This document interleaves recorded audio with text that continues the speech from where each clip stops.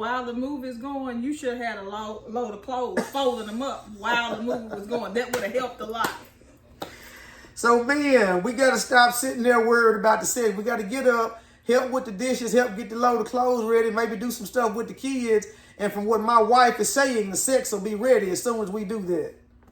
Possibly. Possibly, we working on it.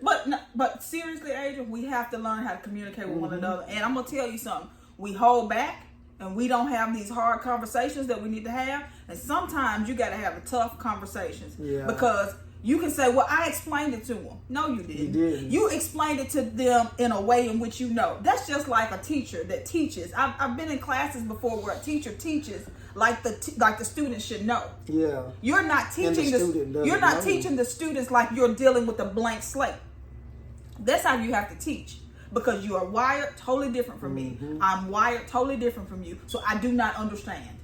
I think for most men constantly trying to project onto their wife that, hey, I need sex, please give me sex, I need sex. I think the spirit of rejection may have something to do with that and him feeling rejected. And so now I don't want to keep asking my wife for sex because I'm feeling rejected. And I know by being a man that men do not like rejection. We don't want to be rejected by our wife, and we don't want to seem as though our wife, we get the feeling that our spouse doesn't want us. And so we're saying maybe she doesn't want me that way. Maybe she doesn't like me that way. And so this never gets communicated. And all the time, it's not nothing like that. The thing is that women do not have to have sex as much as men. Most of the time. And most of the time, that's the case. Most of the time. But in the same manner, you said once before, I'm waiting on you to tell me, oh, my hair looks nice, or my nails look nice, or I got a new dress on, or something like that. And I'm not getting it from you, but you tell me, I look at you and I'm thinking, oh my goodness, my wife is beautiful. Yeah. But you don't say it. And we have to say it. And so it's kind of shameful and it's kind of embarrassing for me to say, do you think I'm pretty? Yeah. Do it's I need some flowers. It's kind of shameful because I feel like you ought to know. And that's not fair because you don't need flowers. Right. You may not need me to tell you look pretty today. Right. And so I don't have the solution. Yeah. The only thing I know to say is these hard, embarrassing, somewhat shameful conversations must be had. Gotta be had. Because you do not want bitterness to set in. No. You do not want resentment to set up in your home and in your life. And our needs. And in your marriage. Our needs from just me and you talking are so different. So different. Until, you're talking me saying you're pretty and maybe some other things. Women need security. Women need for men to tell them they look nice, affection. Non-sexual affection. Non-sexual affection. Just a hug that's not going to lead to anything, but just a hug. Yeah. Right. And a man is ready to have sex 2-3 times a day, if possible. That can happen.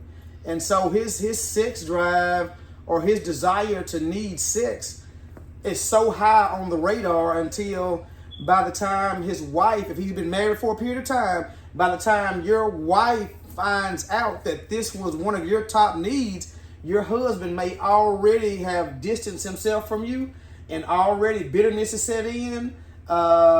It's already became to be a process of him separating himself from you. Well, see, this is why marriage counseling is so quality. Marriage counseling is so important because you and I went to have counseling, and our counseling was the type of furniture that we should purchase. Right. And then we were told, oh, he makes a good salary, so y'all will be fine. Right. And we were just ushered on the way, on the way. Nobody never told us nothing. No one told us nobody anything. Ever did. So, that's why number one, good quality counseling. But then, aside from that, communication and open communication. What about parents? Our parents have been through relationships. Yeah. Some of them have had extramarital affairs. Fathers are walking their daughters down the aisle and not telling them before they get there, listen, baby, you're marrying a man and he's going to want sex. This should not be a hard conversation for a father to have with his daughter. But they're not having these. They're not having these conversations. Not many. It takes a very wise man. A wise man. You got to be very wise to know that that's a conversation you got to have. And not only that part, but the respect as well. Mother, you got to watch how you talk to them. You got to watch the things that come out of your mouth. Gotta watch what you say. Yeah, so these are not conversations that we're having, and we should be. We're not having them anywhere. Mothers are not telling their sons, hey, you're marrying this woman, and she's going to need some affection. She's going to need you to help do things around the house to make her feel important and to make her feel like you care. You're going to have to help her in these areas. You got to tell her she's pretty. You got to tell her dress is nice. Her dress is nice. These are not just things that we are born with. But let me say this too. Not only are we not saying it, but are we showing the example within the home as well? Right. We're not the seeing son it. should see this as he's growing Right. up, because the father should be doing this. Right. And the daughter should see this because this should be going on in the house. Right. And I don't know if it is. But you know something, Colin? I'm going to say this and we'll be done. I think the simplest solution to helping people to solve their communication needs is just by simply, man, open up your mouth and tell your wife what you need in order for her to make you happy. And wife, open up your mouth and say what you need. I'm going to say this too. You said you told me, but I didn't hear you. And so you're going to have to speak my language.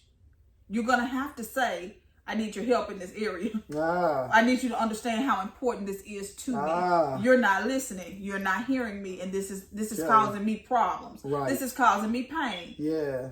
You know, we got to say it like that. And A man not having sex at home, that's some problems. Right. And so, or being disrespected, right? Being disrespectful is a problem. This is not, hey, you got to respect me and then you walk outside. That's problem. That's not enough. Right. It's got to be these hard conversations that we're not having.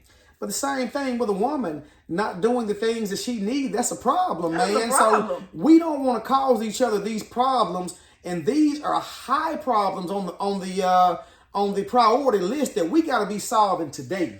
And let me say this, and I'm not one to usually say things like this, like, oh, well, if one won't, then another one will. Oh, man. I hate to say that, but they will. Because if you are not telling your wife she's pretty or whatever, and not giving her the affection and attention she needs, I promise you, somebody else is standing there willing and ready to do it, if not already. Yeah. Saying to your wife, hey, you're beautiful, you're gorgeous. If you're not willing to do that, and the same for vice versa. There's another woman that's ready to have sex with your husband. Right, and that is not something that I'm saying, this is the reason. Because I'm not saying that. I'm saying we got to be cognizant of that. We got to remember that. Not, if that's what he wants to do, then just go on. Yeah. No. We just got to know that it's just important. It is important. It's just important. Very important, y'all. This is awesome conversation. We'll come back and talk some again later. We will. Until next time, y'all be blessed. Bye.